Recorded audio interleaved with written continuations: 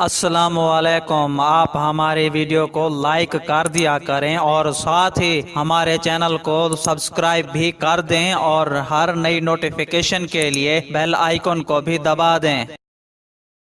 جمعیت علماء اسلام فے کے سربراہ مولانا فضل الرحمان نے حکومت کے خلاف آزادی مارچ اور دھرنے کا اعلان کر رکھا ہے، جس کے لیے جمعیت علماء اسلام کی تیاریاں زور و شور سے جاری ہیں۔ سوشل میڈیا پر جمعیت علماء اسلام کے ورکرز کی تیاریوں اور ٹریننگ کی کئی ویڈیوز بھی وائرل ہو رہی ہیں، جس میں ورکرز کو ٹریننگ اور پریڈ کرتے ہوئے دکھایا گیا ہے۔ سوشل میڈیا پر وائرل ویڈیو میں دیکھا گیا ہے کہ JUI کے کارکنان آزادی مارچ کی تیاریوں میں مصروف ہیں، جبکہ جمعیت علماء اسلام کے سربراہ مولانا فضل الرحمان چبوترے پر کھڑے ہو کر تیاریوں اور ورکرز کی پریڈ کا جائزہ لے رہے ہیں۔ سوشل میڈیا پر یہ ویڈیو سامنے آئی تو ٹویٹر صارفین نے جمعیت علماء اسلام کے سربراہ مولانا فضل الرحمان کا ہی تمسخر اڑانا شروع کر دیا۔ ایک صارف نے کہا ہے کہ مولانا فضل الرحمان پاکستان کے وزیر اعظم نہیں بن سکے تو انہوں نے ایسے ہی سلامی لینا شروع کر دی ہے۔ چبوترے پر کھڑے ہو کر سلامی لیتے ہوئے مولانا فضل الرحمان کو بالکل بھی شرم نہیں آئی۔